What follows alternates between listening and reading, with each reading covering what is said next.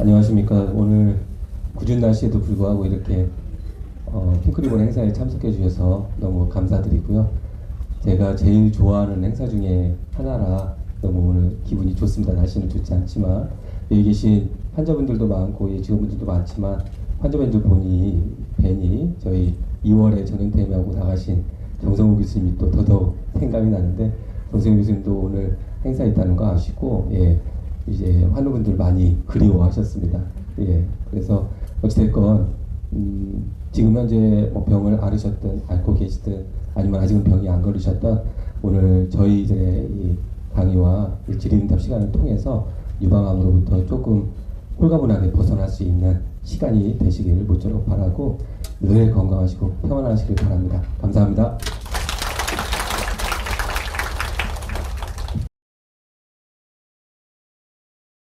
저는 방금 전에 소개받은 유방갑상선외과 안아림입니다.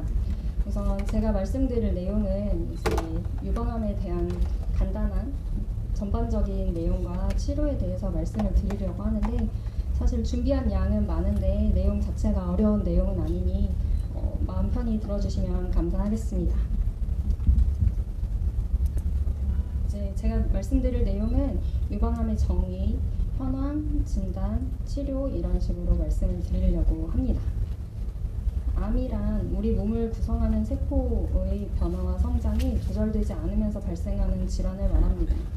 이 중에서 유방을 이루는 세포에서부터 이제 기원한 경우를 유방암이라고 일컫게 되겠습니다. 유방암은 주로 유방을 구성하고 있는 조직 중에서도 유관과 유선에 가장 많이 발생하는 것으로 알려져 있고, 정상 유관은 다음과 같이 이렇게 원형을 이루면서 한 층의 세포가 있는 것이 정상이 되겠습니다. 그런데 이제 유방암이 진행이 될수록 이렇게 유관을 이루는 세포들의 양과 그 분포 그리고 모양이 이렇게 비정형적이고 균질하지 못하게 되는 상황을 이제 암이라고 부르게 되겠습니다. 국내에서 이제 유방암 발병률이 증가하게 되는 주된 이유는 환경적인 요인으로 알려져 있는데, 이른 초경이나 낮은 출산율 등에 의한 여성 호르몬에 노출되는 기간이 증가하면서 유방암이 증가하는 것으로 알려져 있습니다.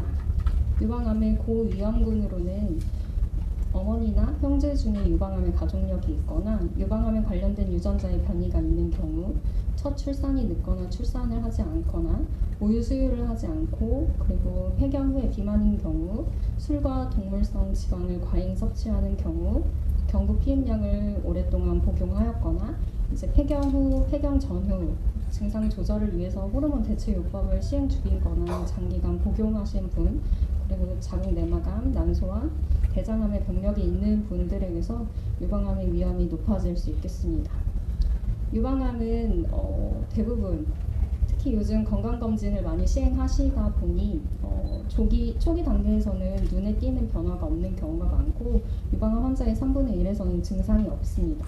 다만 아래 사진에서 보시다시피 멍울이나 피부의 변화, 유두, 분비물 등이 있을 때에는 이제 유방암을 강력히 의심을 해야 하는데요. 첫 번째로 유방에서 만져지는 멍울은 이제 가장 흔한 유방암의 증상이 되겠습니다. 이러한 멍울은 유방 조직에서 비정상적으로 혹이 자라는 것을 말하고, 이런 멍울의 10%는 유방암으로 진단이 됩니다. 유방에 있는 혹은 1cm 이상 정도의 크기가 되면 대부분 손으로 잘 만져지고, 유방암의 특징으로 만져지는 멍울 중에서 유방암의 특징은 통증을 동반하지 않는다는 것입니다. 그리고 그 외에도 이제 암이 의심되는 멍울의 특징으로는 암이 딱딱하고 움직이지 않고 경계가 불분명하며 유방 조직이나 피부에 고정되어 있을 때 암을 의심하는 멍울의 특징이라고 볼 수 있겠습니다. 다음은 이제 유방의 피부에 변화가 있을 때인데요. 다음과 같이 유두에 함몰이 있거나 피부에 염증성 변변이나 이렇게 유두와 유륜 주변으로 습진 같은 피부 변화가 있을 때에도 유방암을 의심을 할 수 있겠습니다. 특히 피부의 함몰 같은 경우에는 상체를 숙인 상태에서 더 잘 확인할 수 있기 때문에 자가 검진을 하실 때 꼭 확인을 하셔야 되는 포인트가 되겠습니다. 다음은 이제 유두 분비물입니다. 이런 유두 분비물 중에서도 정상적인 분비물은 이제 유즙의 색깔을 띠고 여러 개의 관에서 나올 때에는 비정상적이지 않다고 정상적으로 생각을 하셔도 되겠지만 다음과 같이 한 개의 관에서 초콜릿색 또는 붉은색으로 혈성 분비물이 저절로 짜지 않아도 나오는 경우에는 악성 유두 분비물을 의심해 볼 수 있겠습니다. 다음으로는 이제 유방 통증이 있겠습니다. 저희 외래에 많이 오시는 이유 중에 하나가 이렇게 유방 통증이 있을 때인데요. 이런 유방 통증은 실제 유방암으로 밝혀지는 경우는 교과서에 따르면 2.1%에 불과하므로 통증이 있다고 해서 유방에 꼭 병이 있는 것은 아니기 때문에 조금 안심을 하셔도 되지만 다음과 같은 경우에서는 진료가 꼭 필요하겠습니다. 이제 우선은 한쪽 유방에서만 느껴지는 통증이거나 일주일 이상 통증이 지속되거나 일상생활에 지장이 있을 정도로 심한 통증이거나 생리 주기와 연관이 없는 통증일 경우에는 진료가 꼭 필요하겠습니다. 다음은 국내 유방암 현황입니다. 유방암은 전 세계적으로 암 발생률과 암 사망률 1위 암으로 알려져 있습니다. 국내에서도 마찬가지로 이제 유방암은 발생률 1위 암종이며 유방암 다음으로는 갑상선암, 대장암, 폐암, 위암 순으로 국내 여성에게 흔한 암으로 알려져 있습니다. 발생 환자 수는 2000년에 비해서 현재 마지막 통계 자료가 21년도까지 나와 있는데 약 20여 년 동안 5배의 유방암 환자 수가 증가하였습니다. 이러한 변화는 앞에서 말씀드린 위험 요소들 때문일 것으로 생각이 되고 유방암은 40대와 50대 환자에서 국내에서 가장 많은 비중을 차지하고 있습니다. 병기별 환자군의 분포를 보시면 1기 유방암 환자가 전체 환자의 약 50% 정도를 차지하고 있고 연기 유방암이 20% 정도 그리고 2기 유방암이 27% 정도를 차지를 하고 있습니다. 유방암이 발생률과 사망률 제 1위 암이지만 그나마 다행인 것은 이제 5년 전체 생존율이 다른 암종에 비해서는 상대적으로 높은 편이고 연기에서 2기까지는 90% 이상의 5년 생존율을 보이고 있고 3기는 76%, 4기는 34%의 5년 생존율을 보이고 있는 암이 되겠습니다. 다음은 이제 유방암의 진단에 대해서 말씀을 드리도록 하겠습니다. 저희 강상률 교수님이 말씀해 주셨지만 10월은 유방암 검진과 예방을 저희가 홍보하는 달입니다. 여성암 발병 1위 유방암을 이제 정기 검진으로 조기 발견을 하면 치료와 예후에도 좋기 때문에 저희가 연령별로 진료 권고 사항을 이렇게 드리고 있으면 30세 전후에는 매달 자가 진단을 생리 시작일로부터 5일에서 10일 후에 하시는 것을 저희가 권유를 드리고 있고 35세 이후에는 2년마다 전문의 진찰을 하셔야 좋겠습니다. 그리고 40세 이후에는 국가암 검진에 해당되는 유방 촬영수를 2년마다 하시는 것이 좋고 폐경 후에도 매달 자가 검진을 꼭 하시면 좋겠습니다. 자가 검진은 이제 매달 한 번씩 스스로 하셔야 되는 거고 생리를 하신 분들께서는 생리가 시작되고 나서 5일에서 10일 후 임신을 하셨거나 폐경으로 생리가 없는 경우에는 매월 일정한 날짜를 정해서 자가 검진을 하시면 좋겠습니다. 자가검진 하시는 방법에 대해 제가 구체적으로 다 설명을 드릴 수는 없고 가장 중요한 포인트들만 좀 말씀을 드리면 우선 첫 번째 단계에서는 눈으로 자가검진을 직접 하시는 방법인데 거울을 보면서 유방의 전체를 보셔야 됩니다. 유방의 범위는 이제 양측 겨드랑이와 쇄골, 하 그리고 이 목장뼈를 사이에 두고 양측 유방의 이 접히는 부분까지 다 확인을 하셔야 되겠고 눈으로 보면서 아까 말씀드린 피부 함몰이라든지 피부에 변화가 있는지 등을 확인을 하셔야겠습니다. 그리고 서거나 앉아서 이제 손가락으로 촉진을 하시는 방법인데 말씀드린 유방의 모든 부분이 다 포함이 되도록 촉진을 하셔야 되고 마지막 단계에서는 이렇게 유두에서 분비물이 있는지 확인을 하시는 것이 좋겠습니다. 그리고 이런 촉진은 로션을 바르신 후에 부드럽게 하시거나 목욕을 하시면서 비누칠을 해둔 상태에서 하시면 더 쉽게 하실 수 있습니다. 그리고 다음 단계는 촉진을 이제 서거나 앉아서 했을 때 놓치는 부분이 없게 하기 위해서 누워서도 촉진을 한 번 더 하시면 좋겠고, 촉진을 하는 방법은 다음과 같이 원하시는 방법으로 유방에 빠지는 부분이 없이 이렇게 하시는 것이 가장 중요하겠습니다. 이러한 자가검진 시 유의하실 것은, 이제 자가검진은 매달 정기적으로 같은 날짜에 실시를 하여야 가장 효과적이기 때문에 꼭 습관화하시는 것이 중요하겠고, 평상시 자신의 유방의 모양이나 윤곽에 관심을 기울이시는 것이 꼭 필요하겠습니다. 그리고 두 번째, 세 번째, 네 번째 손가락의 바닥면을 이용하여 검진하시는 것이 좋고, 유방의 측면과 겨드랑이 부분도 빼놓지 않고 하시는 것이 필요하겠습니다. 자가검진 후에 다음과 같이 유방의 비대칭이나 유방 피부의 변화, 그리고 유두의 이상, 그리고 평소와 달리 한쪽 팔만 붓는 경우, 유두에서 분비물이 있는 경우, 멍울이 만져지는 경우에는 치료와 검사를 꼭 하시는 것이 필요하겠습니다. 이제 병원에서 진단하는 방법들에 대해서도 설명을 드리도록 하겠습니다. 병원에서 검사하는 첫 번째 방법은 유방 촬영술이 되겠습니다. 유방 촬영술은 유방암 검사의 가장 필수적인 기본 검사이고, 미세 석회화 등의 조기암 병변 발견 시에 중요한 검사 방법입니다. 이런 유방 촬영술은 5mm 정도의 크기의 종괴도 발견이 가능하고 90에서 95%의 정확성을 띠고 있어서 국가암 검진에도 포함되어 있는 검사 방법이 되겠습니다. 그리고 촉진되지 않는 작은 암을 발견하는 데 있어서 가장 예민한 검사로 알려져 있습니다. 사진상 잘 보이진 않으시겠지만, 이건 저희가 건강검진 때 촬영하는 유방 엑스레이 사진 4장 중에 이제 한 장이 되겠고, 그 사진에서 이렇게 미세 석회가 있는 부분이 보이면 이 부분을 이렇게 확대해서 촬영하는 유방 촬영술을 추가로 더 촬영을 해서 저희가 이 석회의 양상을 파악을 하고 필요한 경우에 조직 검사를 시행하게 되겠습니다. 하지만 이러한 유방 엑스레이는 젊은 여성에서는 유방이 치밀 유방인 경우가 많기 때문에 유방 촬영술만으로 완전한 진단을 하기에는 다소 무리가 있습니다.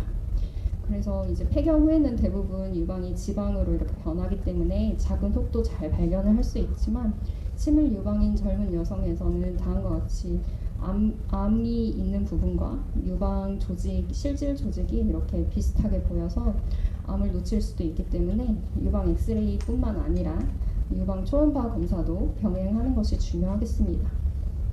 유방 초음파는 치밀 유방인 경우에 유방의 종괴를 관찰하기 위해서 유용한 진단 방법으로 사용할 수 있고, 특히 유방에 있는 물혹 같은 경우에는 90에서 99%의 확진이 가능하겠습니다.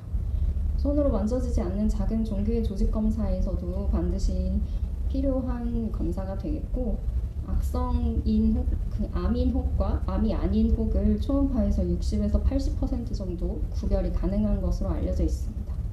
그리고 이제 악성의 가능성이 있는 경우나 악성 소견이 있으면 조직 검사를 초음파 하에 하게 되고, 악성의 소견이 없는 경우에 단순히 혹만 있다면 그때는 6개월 또는 1년마다 이제 검사를 초음파로 진행을 하게 되겠습니다. 정상 유방인 경우에는 다음과 같이 피부를 포함해서 유방 내 지방, 유방 실질, 근육과 같이 이렇게 보이지만, 양성 종양인 경우에는 경계가 이렇게 균일하고 내부가 균질한 이런 혹을 볼 수 있겠고, 암 같은 경우에는 경계가 불분명한 이렇게 내부가 규칙적이지 않은 혹을 저희가 초음파를 통해서 확인하고 치료를 진행할 수 있겠습니다. 유방 조직 검사를 하는 방법은 크게 이제 4가지가 있는데, 이제 첫 번째는 미세침 흡입 세포 검사입니다. 저희가 많이 사용하는 방법은 아니지만 이 주사기로 세포를 뽑아서 암세포가 있는지 확인을 하게 되는 방법이고, 저희가 가장 많이 사용하는 방법은 초음파 하에 중앙부 절친 생검을 이렇게 하게 되고, 얇은 이 바늘만큼의 조직을 유방암과 정상 유방 조직에서 떼어낸 후에 조직 검사를 이제 시행을 하게 되겠습니다. 그 다음 방법으로는 이제 맘모톰이라고 하는 시술이 있는데, 이 시술은 앞에서 보셨던 중앙부 절친 생검보다는 더 두꺼운 바늘이고, 그렇기 때문에 더 많은 부분이 이렇게 나오게 되고, 이 맘모톰은 검사, 진단을 위한 검사와 혹을 제거하는 치료까지도 같이 할 수 있는 방법이 되겠습니다. 다만 암이 강력히 의심되는 경우에는 진단과 치료를 맘모통으로 하지는 않습니다. 다음은 이제 절개나 절제 생검을 해서 이건 수술 방법이 되겠고 수술을 통해서도 유방 조직 검사를 할 수 있겠습니다. 마지막으로 말씀드릴 내용은 유방암의 치료입니다. 유방암의 치료는 이제 유방암이 있는 위치를 치료하기 위해서 수술과 방사선 치료가 있고 유방암을 앓으셨던 분들의 전신 치료를 위해서 항암 치료, 항호르몬 치료, 표적 치료가 있겠습니다. 이 유방의 수술은 이제 암의 위치와 개수에 따라서 그 수술 범위가 결정이 되고 그림에서 보시다시피 이제 한 곳에 이렇게 유방암이 있는 경우에는 이 암을 포함해서 정상 유방 조직까지 이렇게 상처를 내서 단면에 암세포가 없도록 수술을 진행을 하게 되겠고 두 개가 있더라도 이렇게 한 사분면 안에 있는 경우에는 이제 범위를 이렇게 넓게 해서 유방을 보존하는 수술을 할 수 있지만 이제 암이 이렇게 유방의 여러 사분면에 걸쳐서 넓게 있는 경우에는 유방 전 절제술이 필요할 수 있겠습니다. 그리고 이제 유두 하방에 이렇게 암이 있는 경우에는 유두와 유륜을 포함한 유방 조직 그리고 피부의 일부를 절제를 해야 되고 석회가 이렇게 한 부분에 몰려있는 유방암의 경우에는 이 부분만 이렇게 수술을 하는 유방 보존술을 할 수 있지만 석회가 넓게 퍼져 있는 경우에는 유방 전 절제술이 필요하겠습니다. 그래서 유방을 수술하는 방법은 병의 심한 정도가 아닌 발생 위치와 이 범위에 따라서 보존 여부를 결정을 하게 되겠습니다. 유방 수술 중에서 유방 보존술을 하지 못하는 경우가 있는데 그런 경우는 이제 임신을 해서 유방 보존술 후에 방사선 치료를 하지 못하는 경우 앞에서 말씀드린 대로 미세석회가 너무 넓게 퍼져 있는 경우 그리고 절단면이 수술 중에서 저희가 확인하는 절단면에 계속 암이 보이는 경우에는 유방 보존술을 하지 못할 수도 있습니다. 그래서 실제로 이제 국내에서 유방암을 수술하는 유방 수술하는 방법은 3분의 2에서는 이제 유방 부분 절제술을 하고 있고 3분의 1의 환자는 유방 전 절제술을 받고 있습니다. 겨드랑이 수술을 저희가 항상 연기를 제외한 유방암에서는 하게 되는데 이러한 겨드랑이 수술을 왜 하는지에 대해서 또 말씀을 드리도록 하겠습니다. 이제 조기 유방암에서 겨드랑이 수술을 하는 이유는 이제 감시 림프절을 절제를 해서 국소 전이 여부를 확인하고 그에 따른 정확한 병기를 알아야 치료를 더 할 수 있기 때문에 저희가 조기 유방암에서부터 겨드랑이 수술을 하고 있고 진행성 유방암에서는 이제 국소 전이 병변, 겨드랑이에 전이가 있는 병변을 제거를 하기 위해서 이제 겨드랑이 수술을 진행을 하게 되겠습니다. 감시 림프절 절제술 같은 경우에는 사람마다 모두 감시 림프절의 개수가 다르고 감시 림프절이 3개 이상 전이가 있는 경우에는 겨드랑이 전체 수술을 진행을 또 하게 되겠습니다.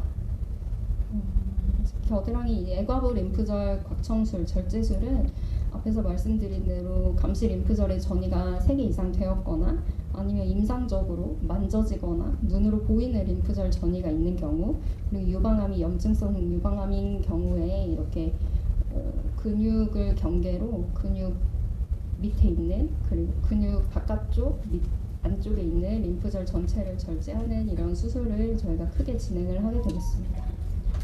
이러한 겨드랑이 수술은 부작용을 야기하기도 하는데 이제 감각의 이상이나 통증 그리고 가장 저희가 무서워하는 림프 부종이 또 생길 수 있겠습니다.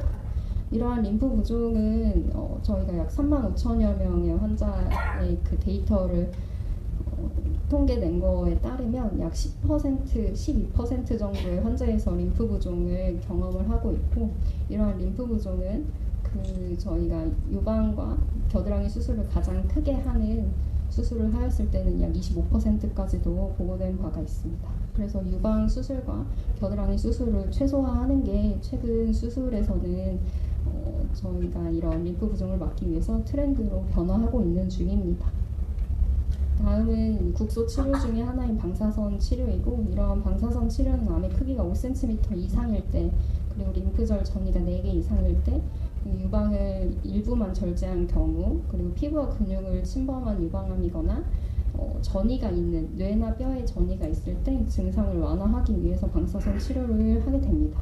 그 외에 이제 피부 질환이나 폐질환, 임신 중인 경우 이전에 방사선 치료를 받았던 분들에게서는 방사선 치료를 추가로 더 할 수는 없습니다.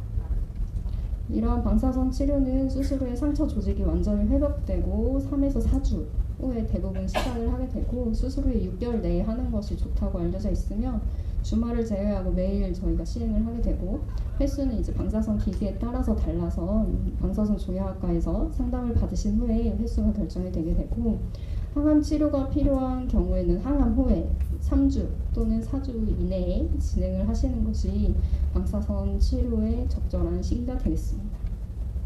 이러한 방사선 치료는 하고 나서 전신 증상으로 구역질이나 식욕부진, 피로 등의 증상이 발생할 수 있고 수술하신 쪽이든 하지 않은 수술하신 쪽에 유방 통증이 발생할 수 있겠습니다. 그리고 피부에도 1에서 2도 정도의 화상이 생기거나 색소 침착, 피부염 등이 생길 수 있으며 어깨에도 운동 장애나 림프 부종을 유발할 수 있는 것으로 알려져 있고 그 외에도 아주 드물게 이제 방사선 치료 후에 폐렴이 생기거나 갑상선 기능 저하 등도 생기는 것으로 알려져 있습니다. 다음은 이제 항암제입니다. 이 항암제는 유방암의 전신 치료 약제인데요. 이제 이 항암제는 증식이 빠른 모든 세포에 작용을 해서 전신에 혹시라도 미세하게 퍼져 있는 암세포에 작용을 하는 것이 이제 목적이고 항암 치료는 저희 유방암에서는 이제 수술 전에 하는 선행 항암 화학요법과 수술 후에 하는 보조 항암 화학요법이 있고 이런 선행 항암 화학요법은 암의 크기를 줄이고 그리고 겨드랑이 림프절이나 보이지 않는 미세 전이도 줄이는 그런 장점을 가지고 있고 이러한 선행 항암 화학요법을 통해서 암세포가 유관적으로 항암제에 의해서 줄어드는 것을 확인을 할 수 있기 때문에 항암제에 얼마나 반응이 있는지를 확인할 수 있다는 장점이 있겠고 앞에서 말씀드린 대로 암의 크기를 줄이면 수술의 범위를 줄일 수 있고 이에 따라서 합병증도 예방을 할 수 있기 때문에 최근에 유방암이 꽤 진행된 경우에는 다음과 같이 항암 치료를 먼저 진행 후에 수술을 하게 되겠습니다. 다음은 이제 보조 항암 화학요법인데요. 보조 항암 화학요법은 수술로 암을 완전히 제거한 후에도 남아있을 수 있는 미세한 암 세포를 치료하기 위한 것이고 재발될 수 있는 환자에서 3분의 1 정도는 재발을 예방하는 데 도움이 되는 것으로 알려져 있습니다. 항암 치료의 부작용은 이제 위와 장에 영향을 첫 번째로 주게 되는데 오심, 구토, 변비, 설사, 다양한 위, 장에 영향을 줄 수가 있고 골수에도 영향을 주게 되고 골수에서 피를 만드는 기능을 억제를 해서 이제 저희 호중구라고 하는 이제 백혈구의 수치를 떨어뜨리고 이로 인해서 감염의 위험이 높아지게 되므로 항암 치료 후 열흘에서 14일 정도에는 감염에 대해서 경각심을 가지고 주의하시는 것이 필요하겠습니다. 그리고 오늘 저희의 다음 강의에 있는 그 모발과 피부에도 이런 항암 치료가 안 좋은 탈모를 유발할 수 있다는 것을 여러분들도 다 알고 계실 거고 이러한 문제가 항암 치료의 가장 큰 부작용이 되겠습니다. 대신 항암 치료 후에 빠진 머리는 그 양상을 달리 하기도 하지만 6에서 8주 후에 다시 자라는 것으로 그렇게 보고가 되어 있습니다. 그 외에도 이제 생식기관에도 영향을 줄 수 있는데 항암 치료 후에는 항암 치료가 난소도 공격을 하기 때문에 폐경전 여성은 폐경 증상이나 무월경이 생길 수도 있고 폐경기에 가까운 나이일수록 항암 치료 후에 조기 폐경이 오는 경우도 많은 것으로 알려져 있습니다. 다음으로는 이제 항호르몬 치료가 있고 이런 항호르몬 치료는 유방암의 발생과 진행에 매우 중요한 역할을 하는 에스트로겐 작용을 차단하는 치료입니다. 이러한 항호르몬 치료는 호르몬 수용체 양성인 유방암 환자에게서만 사용을 할 수 있고 수술 후 보조요법이나 유방암 예방 목적으로 사용을 할 수가 있습니다. 대부분 타목시펜이라고 하는 약제는 폐경 전 여성에서 저희가 사용을 하게 되고 아리미덱스나 페마라 같은 약제는 주로 폐경 후 여성분들에게서 이 지방 세포에서 에스트로겐 생성을 억제하기 위해서 다른 방식의 약제를 이렇게 사용을 하게 되겠습니다.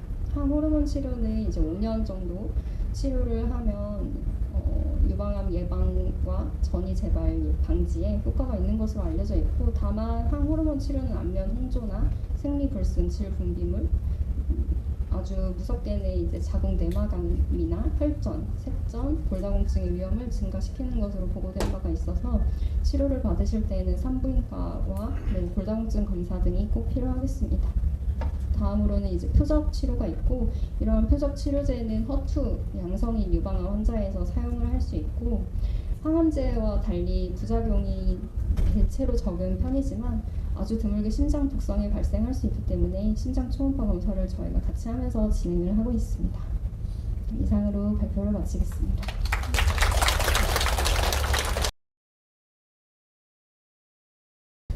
제가 말씀드릴 내용은 이 4개예요. 폐경 후 관리, 골다공증, 암 관련 피곤, 그리고 고지혈증인데 우리 안하림 교수가 방금 말씀하신 것처럼 유방암 치료하고 별의별 증상이 다 생기잖아요. 뭐 이거 림프 부종부터 해가지고 여러 가지 증상들이 생기는데 제가 올해는 딱 이 4가지만 가지고 왔어요. 근데 처음에는 이 폐경 후 관리 하나만 하려고 했어요. 왜냐면은 이거 하나만 해도 내용도 많기도 하고, 근데 이 4가지만 제가 준비한 이유는 환자분들이 99%다 이 4가지만 관심 있어요. 나머지는 사실 물어보지도 않고 관심도 없고 그래요. 느껴보면 사실은 이거 말고 제일 관심 있는 거는 먹는 건데, 제가 먹는 거는 잘 알지도 못하고, 저는 먹는 것이 특별히 유방암에 별로 관계가 없다고 생각하는 사람 중에 한 명이기 때문에 저는 그걸 따로 준비는 안 했습니다. 오늘 제가 이 4가지 중점적으로 말씀드릴 건데, 먼저 이 폐경 후 건강관리에 대해서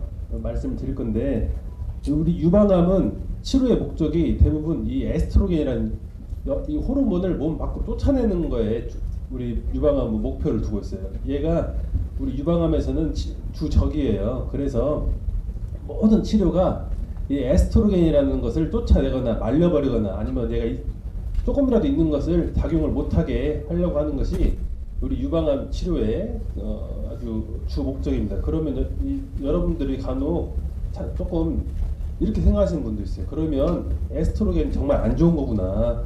에스트로겐이라는 것이 정말 안 좋은 거기 때문에 이런 것들을 미리미리 다 없애버려야 더 좋은 거 아닌가라고 생각하시는 분들도 있어요. 근데 그거는 우리가 마치 유방암 하나 지키겠다고 모든 건강을 다 포기하는 거 똑같아요. 그거는 맞아요. 에스트로겐을 없애버리면은 유방암 하나에서는 조금 자유로울 수 있어요. 근데 100%도 아닙니다. 왜냐면 유방암 중에 10%에서는 이 에스트로겐 호르몬과 전혀 관계없는 유방암도 있어요. 근데 이 유방암 하나 안 걸리겠다고 내 모든 다른 건강을 포기한 거랑 똑같아요. 에스트로겐을 내가 완전 내 몸에 없애버리겠다는. 그래서 에스트로겐이 내 몸에 주적인 건, 우리 유방암의 주적인 거는 자명한 일이지만 에스트로겐은 전체로 봐서, 여성이라는 전체로 봤을 때는 건강에 아주 중요한 역할을 하고 있습니다. 그렇기 때문에 우리가 이 에스트로겐을 없앰으로 인해서 생기는 부작용들이 좀 있죠. 근데 그 중에서 여러 가지 이제 그 부작용이 생기는데, 보통은 이 폐경이 한 자연적으로 우리가 다른 치료를 안 받았을 때 한 49세에서 50세, 요새는 조금 더 늦은 경우도 있고, 이때 이제 폐경이 됩니다. 근데 인위적으로 폐경을 하는 건 쉽게 정해지지 않죠. 이거는 난소를 없애거나 그리고 화학적으로 제거를 해서 이 폐경을 시키기도 해요. 이렇게 우리가 자연적인 폐경을 하고 폐경을 시켜도 그래도 여성 호르몬 만들어져요. 아무리 폐경을 해도 이제 간혹 우리가 폐경을 해도 이 호르몬 치료를 받으시면 나는 호르몬도 안 만들어지는데 무슨 호르몬제를 먹냐고 말씀하시는 분이겠는데, 만약에 진짜 호르몬제 하나도 안 만들어지면 여러분 수염 납니다. 그러면 수염 나요. 호르몬이 하나도 없으면. 근데 호르몬이 어딘가에가 그래서 조금 있기 때문에 그래도 내가 여성을 여성다움으로 만들어주고 있거든요. 조금이라도 나오기 때문에 그 양이 물론 매우 적긴 해요. 한참 젊었을 때 이 호르몬 양에 비하면은 굉장히 적어요. 아주 세 발에 정말 피인 것밖에는 안 되는 양으로 이 호르몬 양이 줄어들지만, 그럼에도 불구하고 나오기 때문에 이 조금이라는 이 에스트로겐 양이 그래도 여자를 여성스럽게 만들어주고 수염도 안 나고 이 목소리도 여성스럽게 만들어주는 역할을 하고 있고, 우리가 이러한 조금이라도 나온 것을 차단하려고 하는 거죠. 이제 그 연세 드신 분들도 폐경이 이미 됐어도 보시면은 호르몬이 제일 피크 때가 이때예요.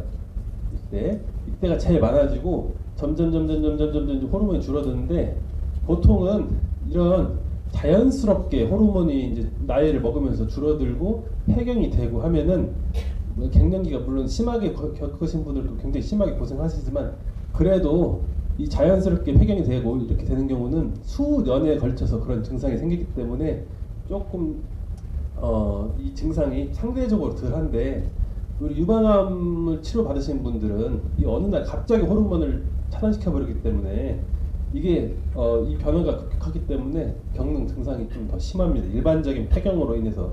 그리고 또 폐경이 됐다 하더라도 이 조금이라도 나오는 호르몬을 그나마 나오는 호르몬을 또 없애버리니까 옛날에 겪었던 그런 갱년기 증상을 또 겪을 수가 있어요. 그러니까 그 옛날에 이제 남편분들 한번 갱년기 때 고생했다고 안심하면 안 되고 또 한번 나올 수 있으니까 또 그때 몸 사리셔야 되죠. 하시는 분들은. 그래서 우리가 이 유방암의 호르몬 억제 치료는 인위적인 폐경을 시키기 때문에 굉장히 좀 급격하고 증상이 또 이미 한번 폐경이 됐다 하더라도 아주 조금 만들어지는 이 호르몬들을 또 그것마저도 우리가 말려버리기 때문에 그 좀 더 고생을 더 할 수 있다는 것이고 이렇게 이런 그 폐경이 생기면은 여러 가지 불편한 점들이 많이 생겨요. 건망증도 생기고 뭐 우울증, 불안 여러 가지 이런 체중도 하고 이런 피부도 안 좋아지고 골다공증, 탈모, 안면 홍조 나도 있는데 이거는 하여간 저기 다 이런 그 폐경하고 이런 여러 가지 것들이 생기니까 여러 가지로 불편한데 안 그래도 이거 치료에 관계없이 이런 것들 때문에 고생을 하는데 우리 유방암 치료하면은 이런 것들이 더 좀 고생을 많이 한단 말이죠. 그런데 그래서 이런 것들이 여러분들 참 불편을 하시는데 이 치료 이 관리를 좀 잘 하셔야 됩니다. 왜냐면 좀 그냥 혼자 끙끙 앓거나 뭐 치료하다 보면 어쩔 수 없는 일이지 뭐라고 생각하시지 말고 적극적으로 이런 증상이 있으면 조금 상담을 하시는 게 좋아요. 왜냐면은 그 유방암 생존율이 지금 전체로 봤을 때는 90% 이상이거든요. 그러니까 10명이 치료받으면 9명은 원래 자기 수명대로 한다 이거예요. 원래 자기 수명대로. 그래서 유방암으로 암으로 인한 고통보다도 오히려 이런 폐경 증상으로 인한 고통이 더 많습니다. 그래서 이런 것들을 적극적으로 대비하는 게 좋고 요새는 이런 생존율보다도 그래서 삶의 질이 더 큰 우리 의사들도 더 관심이 많아요. 암은 유방암 생존율이 이미 너무 좋아졌기 때문에 이것보다도 오히려 암으로 인해서 치료 후에도 얼마나 더 원래 그 암 걸리기 이전에 그런 생활처럼 잘 건강하게 살 수 있을까가 더 큰 관심사고 삶의 질이 떨어지면은 이 치료 성적도 안 좋아요. 왜냐면 아마 드시는 분들은 아시겠지만 내가 이 호르몬제라든지 아니면 치료로 인해서 내가 불편하면은 약을 빼먹어요. 안 먹거나 그러면은 전체적인 치료 성적도 좋지 않을 수가 있기 때문에 가능하면은 내가 좀 이런 것들을 치료 받으면서 불편하고 있으면 그런 것들을 담당 선생님하고 상의를 해가지고 근데 이런 것이 불편하니까 조금 어떻게 다른 거 해줄 수 있는 게 없는지 라는 것을 상담하시는 게 좋습니다. 그래야 전체적인 유방암 치료 성적도 좋아지니까. 저희가 오늘 이 다른 것 중에 이 안면 홍조, 열감 있잖아요. 열 확 치밀어 오르는 거. 이제 이 폐경 후 증상 중에서 이것을 설명드릴 건데 이게 제일 많아요. 이게 폐경 후 폐경 후 그 삶의 질 감소의 주된 원인이고요. 뭐 아까 제가 말씀드렸지만 폐경 후에 여러 가지 일들이 생기잖아요. 뭐 질건조도 있고 여러 가지 그리고 있고 하지만 실질적으로 가장 불편해하시고 하는 것은 제 생각에는 이 안면 홍조가 그러니까 우리가 열감 확 치밀어 오는 거 있잖아요. 이거 같아요. 이것 때문에 환자분들이 제일 심하게 하고요. 보통 같은 경우는 폐경하기 전에 한 1, 2년부터 그런 증상이 있다고 합니다. 저는 안 겪어서 모르겠어요. 근데 보통은 이제 폐경하기 시작하기 전에 1, 2년 전에 이제 그런 낌새를 느낀다고 해요. 그리고 보통 증상이 한 5년 이내에 제일 심하고 10년 정도 지나가면 이제 거의 이걸 해소 된다고 해요. 그래서 이제 이런 것들이 차츰 적응해서 잊어버리고 사는 거죠. 근데 아까 말씀드린 10년이 지나도 또 유방암 치료 받아가지고 또 호르몬제 먹으면 다시 생길 수도 있고 합니다.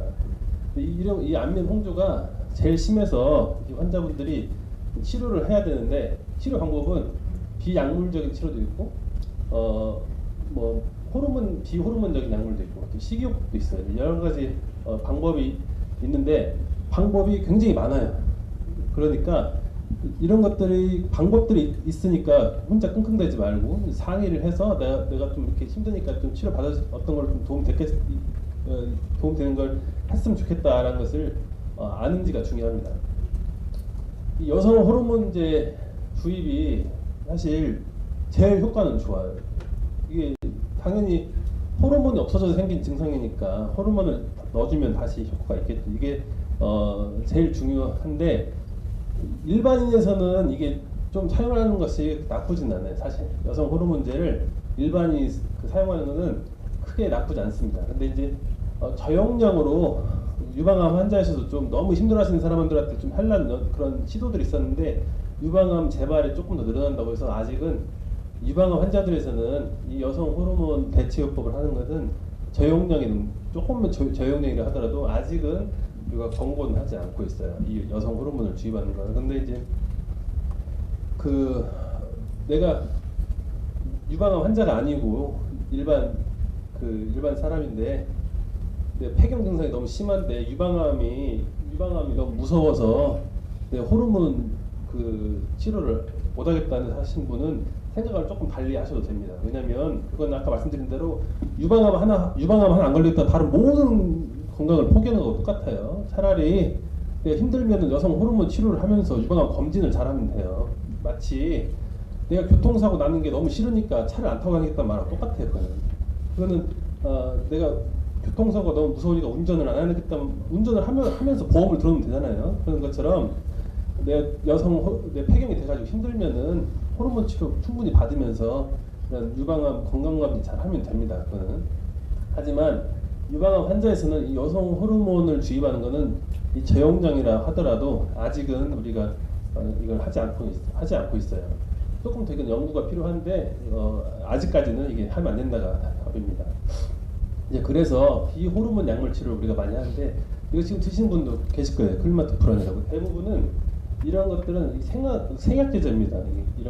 이게 그 클리마토프란이라는 약인데 서양 승마, 이 마의 일종인가 봐요. 서양 승마가 서양 승마, 보드나무, 캐나다 양귀비, 오징어 목물 이 4가지 생약으로 조제된 그 약이라고 하는데 저희가 유방암 환자들 저는 개인적으로 제일 많이 쓰기도 하는데 이런 약들이 있어요. 또 항경련제, 또 항우울제 전혀 사실은 맞진 않은 약인데 이게 저도 이제 이 약을 드린 분이 있었는데 나 우울증 아닌데 왜 우울증 약 주시냐고 하신 분도 있지만 그게 어떤 기전이 같아서 그런 거지 사실은 이게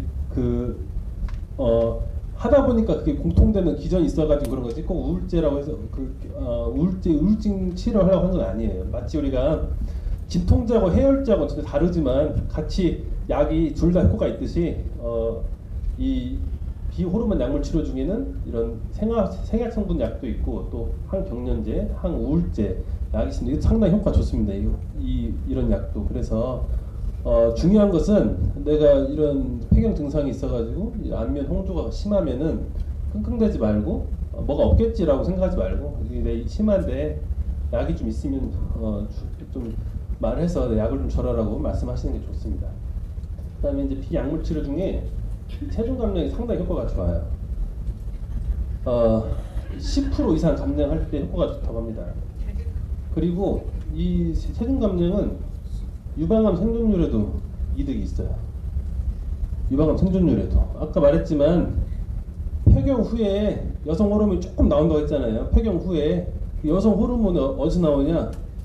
그 지방에서 나와요. 몸속에 있는 지방에서 어떤 물질이 그걸 또 바꿔주는 애가 있어요. 그래가지고 그걸 또 굳이 여성 호르몬을 만들어줍니다. 그 지방을. 그러니까 이 지방이 많으면 여성 호르몬이 더 많이 나오겠죠. 그래서 체중 감량은 그 안면 홍조 증상에도 좋을 뿐만 아니라 유방암 생존율에도 도움이 돼요. 체중 감량하고 운동해가지고 근력량 증가하면은 이거는 삶의 질까지 좋아져요. 정말 내가 나중에 이따가 뒤에 나오겠지만 유방암 생존율에도 좋고 그 안면 홍조에도 좋고 또 삶의 질까지 좋아지는 굉장히 좋죠. 근데 어려워요 하기가. 이거 진짜 어려워요. 예. 말은 쉽죠. 10% 이상 체중 빼고 운동 열심히 해가지고 근력량 증가하는 건 말은 좋아요. 근데 이거 몇 명이 할 수 있을까 모르겠네요. 저도 나도 못하는데.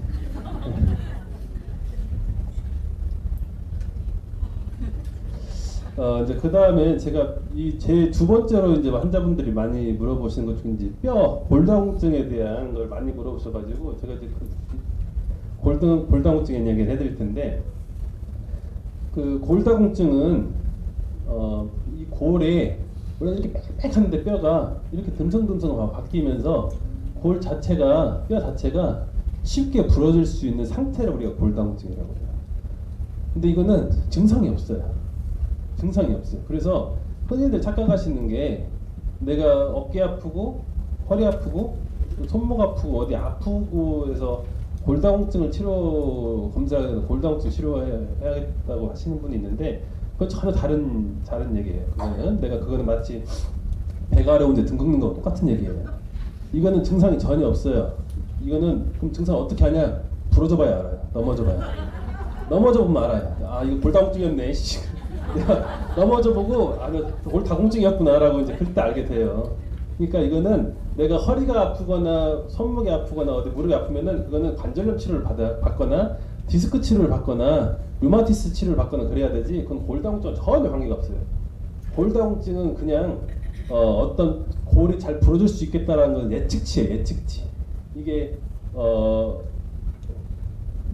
그 골절에 대한 위험도인 것 뿐이죠. 그 수치상으로 밝히는 거. 근데 증상이 있을 수도 있습니다. 아주 심하신 분들은 척추가 너무 약해진 이것보다 더 약해지면은 그 무게 자체로 인해서 척추가 골절이 이렇게 생길 수가 있어요. 그래서 척추가 조금 통증이 있거나 그럴 수도 있고, 피가 줄어들어요. 주저앉아서 뼈들이 이제 그리고 막 이렇게 구부정하게 되고, 그 시골 할머니들 이렇게 막 구부정하시는 분들도 있잖아요. 그렇게 피가 줄어들거나 뭐 구부정한 자세가 되고, 이 골절이 주요 증상이에요. 이거는 그러니까 넘어져봐야 알아요. 부딪혀봐야 알고.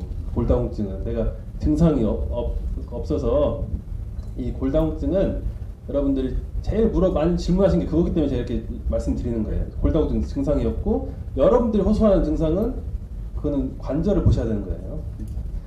이제 이 측정은 골다공증 검사로 하는 걸 측정하는데, 보통 마이너스 2.5 이하면은 골다공증으로 진단을 해요.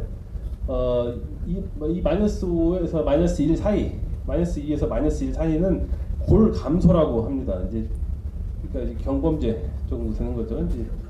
일단 그 위에는 우리가 정상이라고 보고, 이 골다공증에 의한 골절이 굉장히 위험해요. 특히 노년분들에서 골다공증에 의한 골절은 중요한 사망 원인이기도 합니다. 뼈가 잘 붙지도 않아요. 골다공증에 의한 골절은. 그래서 이걸 미리미리 예방을 해야 되고, 특히 내가 골다공증이 되게 심하다 그런 분들은 특히 겨울에 되게 조심하셔야 됩니다. 어디 미끄러운 데 가거나 그럴 때 넘어지시면은 정말 별거 아닌 거 가지고 아주 끔찍한 결과를 초래할 수가 있어요. 그래서 골다공증은 좀 미리미리 준비하고 치료하시는 게 좋아요. 젊었을 때부터. 자, 이게 골다공증이 보시면은 젊었을 때 이게 골의 최대 양인데, 이 폐경이 되면 점점 줄어들잖아요. 이런 골이. 그래서 이제 이렇게 여기까지 줄어들면 골절이 잘 생길 수가 있는데, 이 폐경이 되면서 훅 줄어드는데, 젊었을 때 이것을 많이 올려놓으면은 폐경이 돼도 이것이 조금 이 위에 있을 수가 있죠. 그러니까 가능하면 젊었을 때 이 골 수치를 확 올려놓는 게 좋아요. 그래서 미리미리 준비를 하고, 이게 남자분들은 골다공증까지는 이렇게 많지는 않아요, 사실. 근데 여성분들이 굉장히 많아요. 특히 이제 70대 넘어가시면은 정상은 10명 중에 1명, 아니 100명 중에 1명 정도밖에 안 되고, 나머지는 전부 골다공증 아니면 골감소 정도에 있어요, 여성분들은. 그래서 이 여성분들은 이 골 건강을 유지하는데 여성 호르몬이 굉장히 중요한 역할을 하거든요. 그러니까 조금 젊었을 때부터 미리미리 준비하시는 게 좋고요. 골다공증은 어떻게 하면 그럼 젊었을 때부터 이것을 관리를 잘 하냐? 섭취도 잘 해야 되고요. 그다음에 이 뼈 칼슘 같은 것도 섭취도 해야 되지만 이 섭취를 방해하는 애들도 있어요. 그런 섭취를 방해하는 것들도 피해야 됩니다. 섭취를 방해하는 것들이 뭐냐? 음주, 카페인, 과도한 인이 이제 칼슘을 쫓아내는 역할을 하는데, 인이 보통 어디에 많이 들었냐면은 탄산음료, 또 가공육이 뭐냐면 햄이에요. 햄 이런 거에 인이 또 많이 들어있고, 또 그 채식주의자 엄격하게 하신 분들 있죠, 이 비건들, 그런 분들도 조금 골다공증에 방해될 수가 있습니다. 칼슘을 얼마나 먹어야 되느냐? 이제 한 1200, 칼슘은 1200g, 비타민은 뭐 이 정도 먹으라고 하는데, 이게 보통 하루에 1200g 칼슘을 이제 먹으려면은 우유가 한 팩에 한 300g 들어있거든요. 칼슘에도 한 300g 들어있고, 두부나 아몬드 이 정도 들어있어요. 근데 이 약으로 드신 분도 있죠. 근데 이게 흡수율이라는 것도 있거든요. 이 약에 칼슘이 1000ml 들었다고 다 그게 100% 흡수되는 거 아니에요. 약에 들어있는 것이. 이 칼슘을 약으로 드시는 분들은 공복에 드시는 것보다 음식을 먹으면서 같이 드시는 게 좋습니다. 공복에 먹으면은 칼슘 흡수가 안 돼요. 오히려 칼슘약은 밥 먹는 중간에 그냥 먹는 게 좋아요. 아니면 밥 먹고 직후에 물 마시면서 같이 드시거나, 그래야 섭취율이 좋아집니다. 그래봤자 30-40%예요. 섭취율이. 제일 섭취율이 좋고 하는 건 우유예요. 우유나 치즈 같은 것들이, 유제품이 칼슘 섭취율이 굉장히 좋아요. 30-40%, 또 40% 이상. 그래서 통상적인 칼슘 섭취량을 생각했을 때는 하루에 넉넉하게 한 2000mg 드셔도 됩니다. 그 다음에 이 비타민 D가 이제 여러분들이 이제 이런 관심 많아가지고 비타민 D 검사도 하시는 분들이 있는데, 사실 비타민 D는 일반적인 경우에서는 부족할 일이 별로 없어요. 왜냐면 이거는 하루에 낮 기준으로 해서 30분 정도 햇빛만 띄워줘도 되거든요. 충분해요. 근데 우리 보통 다 여러분들 쌀 먹고 다니잖아요. 여기 이렇게 막 운동할 때 쌀 먹고 이렇게 막 다니잖아요. 막 막 남편도 못 알아보게. 그러니까 좀 운동하시고 산책하실 때 1시간 정도 하시잖아요. 그러면은 이렇게 그 얼굴 같은 거 좀, 아니면 특히 여름 같은 경우는 더울 때는 옷도 좀 이렇게 해서 그 햇볕을 충분하게 쏠 수 있게 하는 것이 좋습니다. 이제 그럼에도 불구하고 이제 부족하신 분들은 약으로 조금 보충해 주는 것도 좋죠. 그다음에 이제 제가 말씀드릴 내용은 암 치료 후 피곤함인데, 이 피곤함도 굉장히 많이 여러분 말씀을 많이 하세요. 나도 피곤해 죽겠지만 여러분도 피곤함을 굉장히 많이 호소를 하십니다. 그래서 이제 사실 저도 이제 피곤함에 특히 저희가 유방하고 갑상선을 같이 보기 때문에 이 피곤함에 대해서 저도 관심은 많고 또 있지만, 대부분 한 10명 중 7명, 8명 이상은 암 치료 후에 피곤함을 말씀을 하시는 것 같아요. 이 피곤함이란 거는 이런 것들을 이제 암 관련 피곤이라고 하는데, 이 중요한 거는 이 암 관련 피곤은 활동에 비례하지 않아요. 지금 무슨 말이냐면은 내가 많이 일한 날은 많이 일하거나 많이 운동한 날은 많이 피곤하고, 좀 덜 운동한 날은 덜 피곤하고, 그거 아니라 그에 관계없이 피곤한 것을 우리가 암 관련 피곤함, 또 일상적인 기능에 지장을 줄 정도로 피곤한 것을 우리가 암 관련 피곤함이라고 정의를 하고, 어떤 것들은 약물 치료가 도움이 되는 피곤함이 있고, 그런 것보다는 이 생활 습관이 도움이 되는 피곤함도 있습니다.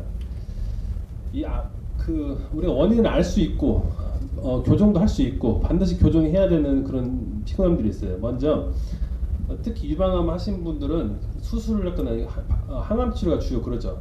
항암 치료가 골수도 또 같이 공격을 하기 때문에 빈혈이 좀 있어요. 이런 빈혈이 있으면 피곤함이 있을 수 있습니다. 그 다음에 수술하고 특히 방사선 치료, 수술, 겨드랑이 치료하면 계속 통증이 있거든요.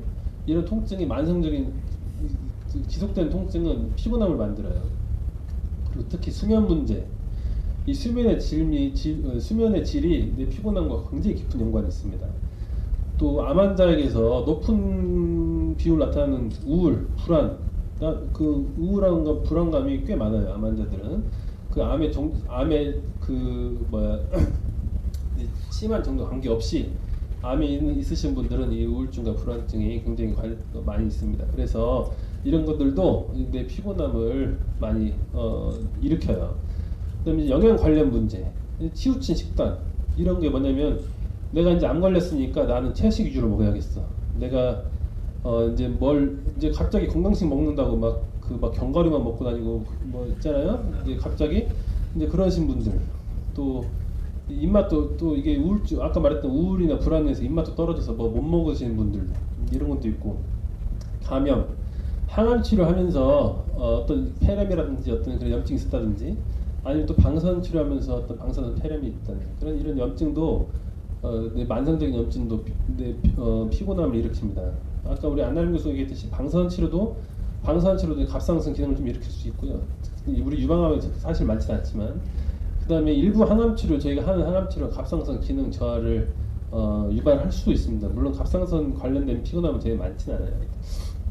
그런데 이제 원래 그 자가 면역 질환, 류마티스 관절염이라든지 아토피라든지 천식이라든지 그런 것도 있으신 분들이 항암 치료하고 나면은 또 그런 것도 조금 더 악화될 수가 있거든요. 그런 분들이 이런 것들이 피곤함을 좀 더 느낄 수가 있어요. 근데 이런 것들은 다 우리가 알 수가 검사를 통해서 알 수가 있는 원인들이잖아요. 이런 것들은 치료를 할 수가 있어요. 교정을 할 수가 있고 또 뭐 어떤 그 생활 습관 같은 것들은 인지 행동 치료도 할 수 있고 요새 많이 도움이 된다고 하는 게 요가, 마사지, 에어로빅 이런 것들이 이 피곤에 굉장히 좋다고 합니다. 특히 근력 운동, 그 색깔이 다르잖아요. 이 근력 운동이 피곤함에 있어서 굉장히 도움이 많이 돼요. 이 근력 운동이 그래도 안 하잖아요, 근데 저도 안 해요, 잘. 중요한 것은 요새 피로 일기를 작성해 보라고 합니다. 이 피로 일기를 작성을 하면은 이 피로를 내가 객관적으로 통찰하고 작성하는 것 자체만으로도 내가 피로를 교정하는 데서 큰 도움이 돼요. 이 피로 일기를 작성하는 것이 대부분의 우리 생활 습관 질환들이 다 그렇습니다. 당뇨도 당뇨 일기 쓰잖아요. 또 비만이신 분도 비만 일기 씁니다. 오늘 내가 체중 뭐 먹었는지 어쩐지 쭉 일기 쓰죠. 그런 것들을 작성하는 것만으로도 전체적인 통찰이 되고 내가 분석이 되고 또 비교가 되기 때문에 이런 일지를 작성하는 것이 큰 도움이 돼요. 그래서 이런 피로 일기를 한번 작성해보는 게 오늘 내가 얼마나 피로했는지 언제 몇 시 정도에 내가 제일 피곤했는지 피곤할 때 내가 뭘 해서 피곤한 것 같은지 오늘은 뭘 했다든지 이런 것들이 이런 것들을 좀 작성을 해서 일지를 하는 것이 내 피로를 내 객관적으로 눈으로 객관적으로 볼 수 있는 큰 도움이 됩니다. 이 피로 관리 10계명이라고 해요. 이렇게 막 길게 써놨는데 암 환자는 누구나 피로를 경험해요. 누구나 경험합니다. 그리고 대부분의 피로는 조절을 할 수가 있어요. 이거는 어쩔 수 없는 것이라는 생각을 안 하셔도 됩니다.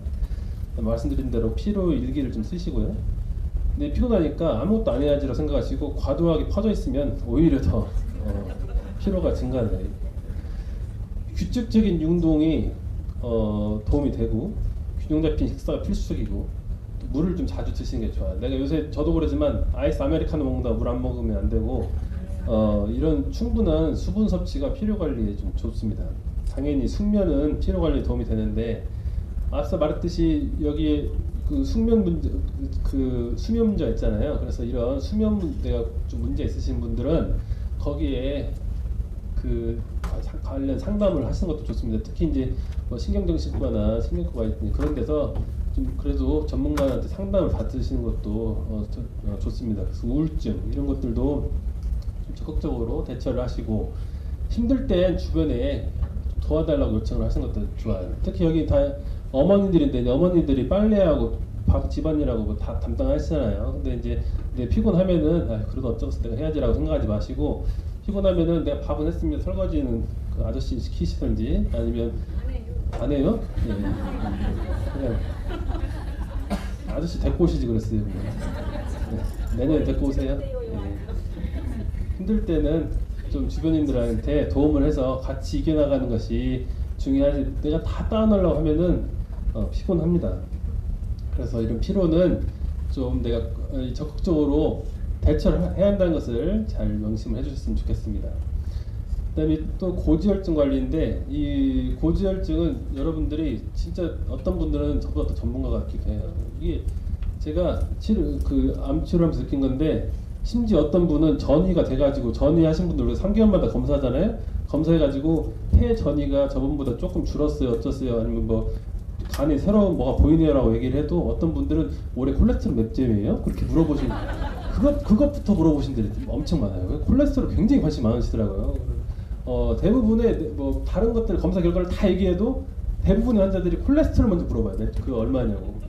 그래서 제가 이 유방암 환자 고지혈증 관리를 올해 좀 넣었습니다. 사실 이게 좀 중요하긴 해요. 왜냐면 유방암 환자의 사망 원인이 암 사망보다 암 이후의 사망이 훨씬 많아요. 암으로 인한 사망은 거의 별로 없어요. 아까 말씀드렸다시피 유방암 사망률이 90%라고 했잖아요. 아니, 생존율이. 그렇기 때문에 오히려 암 이외의 사망이 제일 많은데 그 중에 제일 많은 게 심혈관 질환입니다. 이 심혈관 질환의 꼭 심혈관 질환의 주요 원인이 콜레스테롤인 건 아니겠지만 콜레스테롤이 심혈관 질환의 굉장히 중요한 원인인 거 맞는 거고요. 아까 말씀드렸다시피 이 심혈관 질환을 건강을 유지하는 데서 에스트로겐이 굉장히 중요해요. 이 에스트로겐이. 그래서 이 에스트로겐 여성 호르몬이 이 좋은 HDL 이거 다 아시잖아요. 환자분들 요새 또 LDL 얼마나까지 물어보시는 분도 있더라고요. HDL 수치를 증가시키고 LDL 수치를 감소시킵니다. 또 이런 간에서 콜레스테롤 합성 및 배출을 조절하고 여러 가지 콜레스테롤의 그 대사에 좋은 역할을 많이 하기 때문에 에스트로겐이 없어지는 폐경기 되면은 심혈관 특히 지질 대사라고 하는데 이런 지질 대사에 좋지 않은 영향이 생길 수밖에 없어요. 생리적으로. 그래서 폐경 후에는 LDL 수치가 증가하고 HDL 수치가 감소해서 심혈관 질환이 위험성이 높아지는 것은 자명한 사실입니다. 그래서 여러분들 아까 제가 말씀드렸다시피 유방암 하나 지키겠다고 내가 폐경을 일찍 시켜버리거나 그런 것들은 사실은 그거는 옳은 건 아니지만 암 환자에서는 그런 것들이 중요한 일이기 때문에 하는 거죠. 일반적인 유방암 환자가 아닌데 내가 유방암 안 걸리겠다고 미리 일찍 폐경시키고 그런 것들은 그거는 정말 너무 근시안적인 거죠. 그 나이를 먹으면 폐경이 남자는 이렇게 되는데 여자는 폐경이 되는 순간 이 콜레스테롤이 확 올라가요. 말씀드렸다시피 에스트로겐이 하는 일이 없어지니까. 물론 이제 나이를 더 먹게 되면 조금 감소하긴 하지만 그 대사의 그 활동 능력이 떨어지기 때문에 이 합성 능력이 떨어지니까 그런 거지. 나이를 폐경을 하는 순간 콜레스테롤이 확 올라가게 됩니다. 또 하나는 저희 항암 치료를 하게 되면 일부 항암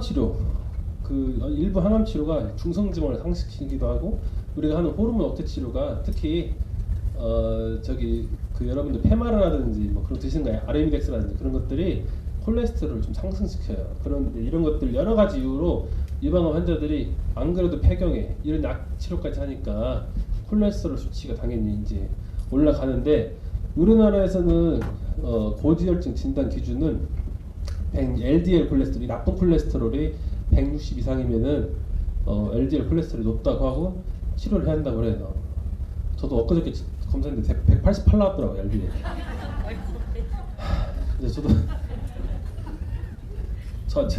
쳐다도 안 봤는데 옛날에는 이제 그러더라고요. 총 콜레스테롤이 240 이상 되면은 고지혈증 진단 기준이라고 고지혈증이 있다고 해서 치료를 하기 시작합니다. 이 LDL 콜레스테롤의 목표치는 위험군에 따라 달라요. 이제 보통 저위험군, 위험인자가 이런 것들이 위험인자인데 이런 것들이 한 개 정도 있으면 160 미만으로. 하지만 내가 옛날에 관상동맥 그거 막혀가지고 뚫은 적이 있다. 그런 사람들은 아주 엄격하게 해야 되고 이제 이렇게 있으면은 그 위험도에 따라서 내 콜레스테롤을 이 정도로 뭐 목표치를 맞추는 그런 치료를 해야 된다. 좀 엄격하게 관리를 해야 돼요, 콜레스테롤을. 보통 LDL이 이 160 이상이면은 우리가 이제 아까 말했던 위험군이 하나 있을 때는 이때부터 160일 때부터 투약을 시작하는데 보통 이럴 때는 이제 뭐 130, 159 이럴 때는 뭐 생활습관 교정 및 투약 고려를 하다가 이제 이런 위험물이 많으신 분은 처음부터 그 투약 생활습관 교정 및 투약을 하죠. 생활습관 관리, 식사요법. 근데 이거 다 아시는 내용이에요, 여러분들이. 다 아는 내용이지만 안 하실 뿐이에요. 적정한 에너지 섭취. 그리고 일일 총 에너지의 지방을 30% 미만으로 먹는다든지 이런 것들 트랜스 지방 튀김, 도넛, 팝콘 다 맛있는 거잖아요. 이런 것들을 완전히 피한다든지 탄수화물, 요새는 또 탄수화물이 주범으로 꼽히고 있습니다. 이 탄수화물 당이 아주 안 좋아요. 특히 이제 그 액당이라고 해가지고 액상과당, 이게 액상과당이 주스 뭐 이렇게 음료로 먹는 당들 있잖아요. 액상과당 이런 것들이 아주, 하지만 다 아는 내용이에요. 하지만 우리가 안 할 뿐이죠. 이 술은 가능하면 안 먹는 게 좋습니다. 이게 이제 자꾸 저한테 조금은 괜찮죠? 조금은 괜찮죠라고 물어보시는 분들인데 나한테 뭘 듣고 싶어서 자꾸 물어보시는지는 모르겠지만 이제 분명한 건 안 드시는 게 제일 좋아요. 안 드시는 게 그렇잖아요. 이렇게 술은 예전에 이제 그 아주 예전에 포도주 한두 잔이 심혈관에 좋다는 아주 옛날에 그런 기사가 있어가지고 그런 기사가 퍼져서 하루에 술 한두 잔이 오히려 건강에 좋다라는 그런 믿음도 있었지만 사실은 그거는 잘못된 연구예요. 술은 안 먹는 게 제일 좋아요. 안 먹는 것이. 하지만 이제 그러면 너무 힘드니까 먹더라도 한두 잔으로 제한을 하라는 거죠. 예. 이게 사실 여기 있는 내용들은 다 아는 내용이에요. 여기서 이게 몰라서 콜레스테롤 높은 사람 있어요 여기?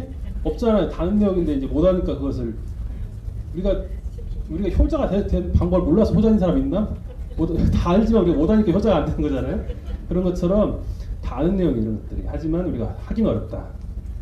그래서 콜레스테롤 높으신 분들은 생선, 콩, 두부 이런 거 달걀, 저지방 우유 뭐 이런 것들을 좀 드시고 맛있는 거 다 여기 있어요. 맛있는 거. 이런 것들은 콜레스테롤 많으신 분들은 좀 피하는 게 좋다. 하지만 제가 예전에 저도 전적으로 동감하는데 이 사람이 막을 수 없는 세 가지가 있대요. 참을 수 없는 거, 내가 조절할 수 없는 거. 하나는 뭐냐면 다 입으로 하는 건데 안 해야 될 말을 하는 거. 그 다음에 말을 천천히 하는 거. 그 다음에 내가 입으로 들어간 걸 조절하는 거. 이거는 사람이 할 수가 없어요. 내가 생각해도 그래요. 내가 생각해도 내가 입 단속하는 게 제일 어려워요. 그러니까 내가 먹는 거 참는 거라든지 말 천천히 하고 말을 올바르게 하는 거라든지 안 할 말 참는다는 거, 그런 것들은 너무나 어려워요. 그래서 제가 생각에는 이런 것들은 좋은 내용이지만 이거는 제 생각에는 불가능해. 사람이 지키기라는 거예요. 차라리 먹더라도 운동으로 하는 게 훨씬 더 효율적입니다. 저는 불가능하다고 생각해요. 입으로 그런 걸 관리한다는 것은. 그래서 차라리 드시더라도 제 개인적인 생각에는 운동을 열심히 해서 빼라. 그런 태워버려라. 콜레스테롤을 좀 태우는 거 좋다고 생각을 하고, 하려면 좀 하루에 30분, 60분 그 유산소 운동 이렇게 고강도로 하라 하는데, 이 중강도, 고강도 이렇게 있죠. 근데 중강도 이상으로 이렇게 하라고 돼 있어요. 근데 중강도 어느 정도인지 모르잖아요.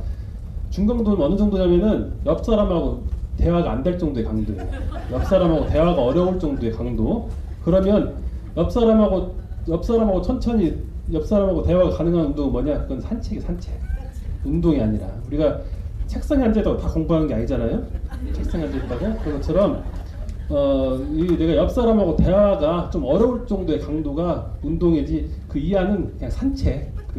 물론 그것도 안 하신 분들도 있어요. 하지만 이왕 하는 거 조금 강도 있게 하면은 내가 원하는 거 먹으면서도 하는 게 어쩌나 싶은 생각이 듭니다. 이렇게 특히 유산소 여성분들이 저항성 운동, 근력 운동을 잘 안 해요. 이 근력 운동을 잘 안 하고 또 할 줄을 모르니까 이걸 잘 안 하시는데, 제 생각에는 여러분들 개인적인 생각인데, 홍삼 한 달에 몇십만 원씩 드시고 하시는 그 돈 가지고 헬스클럽 가가지고요, PT 받는 게 훨씬 더 낫습니다. 이런 운동하시고 하는 게.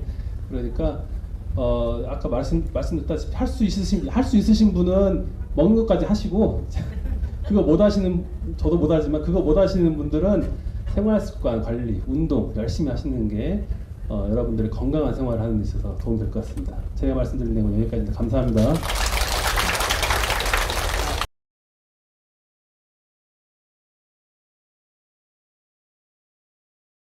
유방 유방암에도 치료가 되는 항암제 중 하나를 쓰다 보면 어떤 환자분들은 손, 발에만 아까 말씀드린 그런 표적 치료제 일종 중에 아니면 일부 땀샘이라고 하는 곳에 많이 영향을 준 항암제들이 있어요. 특히 그 곳에만 항암제가 더 많이 가는 거예요.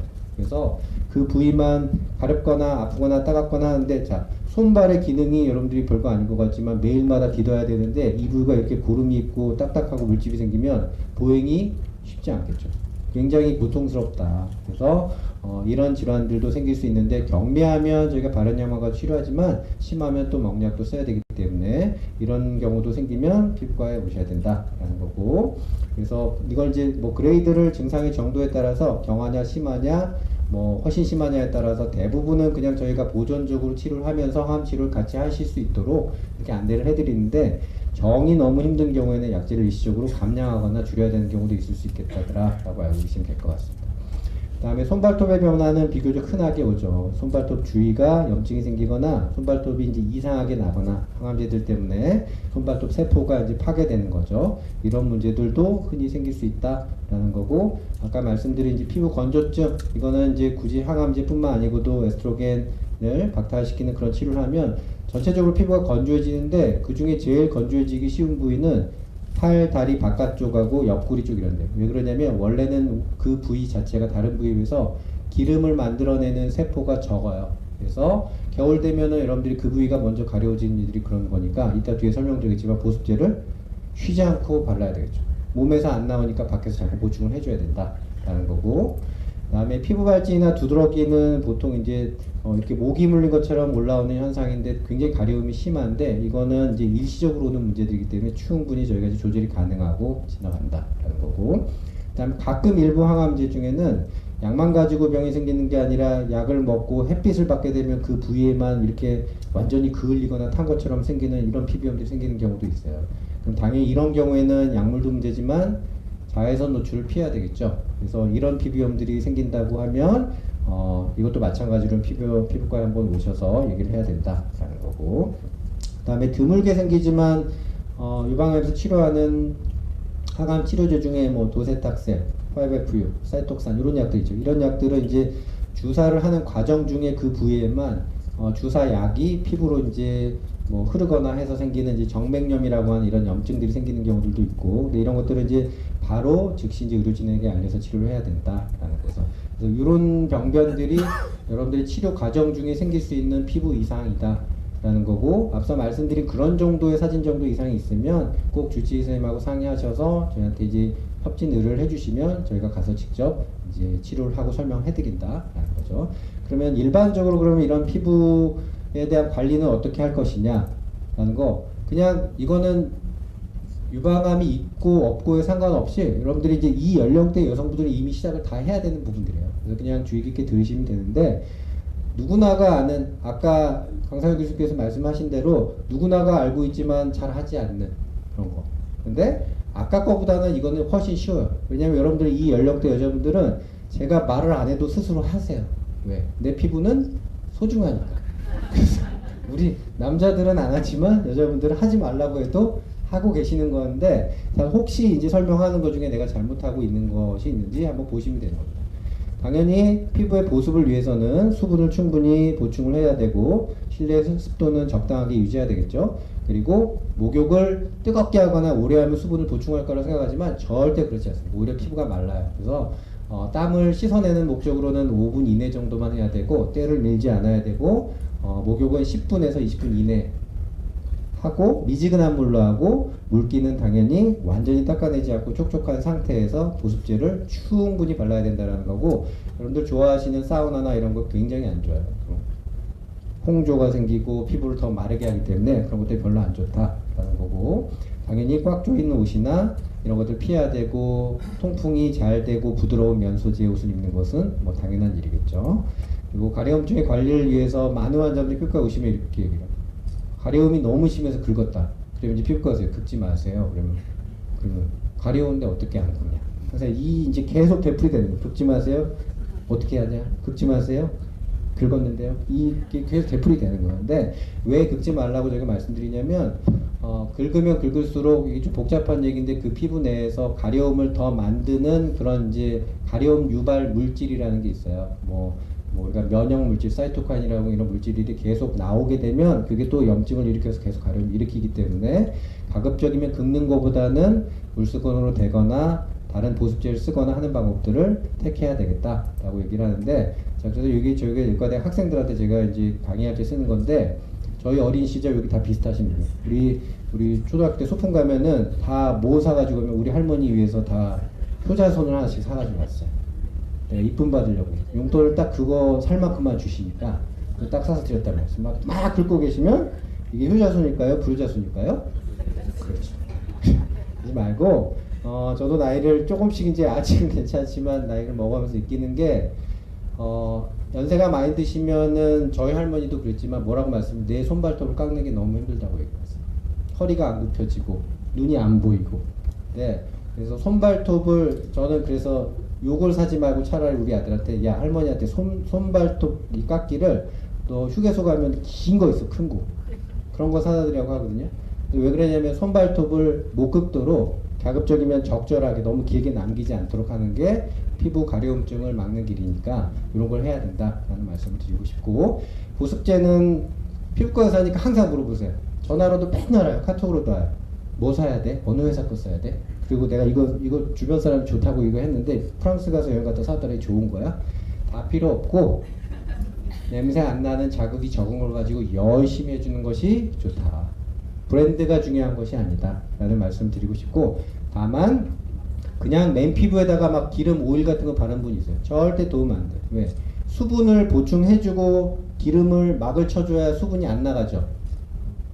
기름막을 수분도 없는데 쳐놓으면 수분이 밖에서 들어오나요? 못 들어오죠. 그러니까 그냥 기름만 바르는 게 아니라 수화를 시킬 수 있는 그런 보습제를 바르고 그게 부족하다 싶으면 바세린 같은 걸 위에다 바르시는 거예요. 그런 거고, 그래서 뭐 요즘에는 회사들이 너무 잘 만들어내요. 그래서 어떤 예를 들어서 뭐 제가 이 회사하고 관련이 없지만 한 회사를 보면 로션, 크림, 그 다음에 여드름 환자용 발바닥에 바르는 거, 두피에 바르는 거 라인을 다 가지고 있어요. 요즘에는 보습제 만드는 회사들이 너무 능력이 뛰어나서. 근데 통상적으로 얼굴에는 크림, 그 다음에 몸통처럼 많이 발라야 되는 부위는 비용이 좀 더 저렴하고 수분을 보충해 주는 로션 이런 걸 쓰는 거고, 발바닥이나 일부 손이나 이런 데는 약간 기름진 게 들어가 있는 걸 쓰는 게 일반적으로는 우리가 권고한다 라고 이제 알고 계시면 될 것 같습니다. 햇빛 관리는 당연히 자외선을 충분히 차단하는 것이 좋겠죠. 여러분들 이제 예방을 안 하고 나중에 치료하려면 돈이 부풀을 훨씬 많이 들죠. 피부과 가서 레이저 하려면 막 몇십만 원씩 달라고 하는데, 그런 기미를 안 생기게 하려면 보습을 자외선 차단제를 열심히 바르시면 됩니다. 그래서 자외선 차단제는 통상적으로 외출 전에 한 10분, 30분 이전에 미리 발라놔야 되고, SPF 지수라는 게 여기 보면 딱 써 있어요. 통상적으로 일상 활동할 때는 UVB라고 하는 자외선을 차단할 때는 30 정도 이상이 충분하고, 강렬한 골프를 하든 뭐 테니스를 치든 이런 운동을 강한 햇빛에 한다 그러면 50 이상의 지수를 사용하는 게 좋고, 나는 타지 않고 싶다, 까맣게 타지 않고 싶다 그러면 UVA라는 광선을 차단하는 지수는 PA 지수라고 표현하는데, 거기 뒤에 보면 2+ 이상을 있는 걸 쓰면 된다. 이 보면 햇빛을 계속 받으면 몇십 년 받으면 이 운전기사가 이제 왼쪽 차창에서 나온 햇빛을 받으면 이렇게 되는 거예요. 이쪽은 안 받은 부위고. 여러분들 운전을 하면은 괜찮을 것 같지만 차창을 통해서 나온 햇빛도 괜찮다. 이런 형광등이나 LED는 문제가 없다. 하지만 창을 통해서 들어오는 햇빛도 문제가 된다. 꼭 가리셔야 된다 라는 말씀을 드리는 거고요. 다음에 손발톱 관리는 일반적으로는 이제 편한 신발을 당연한 얘기고, 좀 볼이 넓은 신발을 착용하면 좋고요. 다치지 않도록 중요하고, 손발톱 보호를 위한 이제 뭐 보습제들도 요즘 나오고 있으니까 이런 걸 쓰시는 것이 도움이 되고, 심한 문제가 있거나 그러면 저희한테 의뢰를 해야 되겠죠. 그리고 아까 뭐 모낭염처럼 심한 게 있다 그러면 저희가 통상적으로 치료제 이외에도 화장품은 면포, 여드름을 유발하지 않는 지성용들이 있어요. 이런 걸 쓰는 것이 좋겠다라는 말씀을 드리고 싶습니다. 의료진과 상의해야 되는 상황들은 아까 제가 보여드린 사진이 있는 경우에는 꼭 주치의쌤하고 상의하셔가지고 피부과 의사하고 얘기를 해야 되고, 그 다음에 두 번째로 이제 탈모에 대해서 말씀드리면, 자 이제 이게 제가 보는 소아 환자, 성인 환자, 이건 이제 인터넷에서 가져온 사진인데, 자 탈모가 있으면 사람들이 자 이 아이가 마스크를 쓰고 탈모 있어요. 그러면 사람들이 뭐라고 생각해요? 이 아이를 첫 마디는 아, 암이 있나 보다, 불쌍하다. 그러니까 불필요한 오해를 받는 거예요. 또 이런 환자들은 이 아이는 정말 건강한 아이인데 마스크는 감기 걸려서 썼는데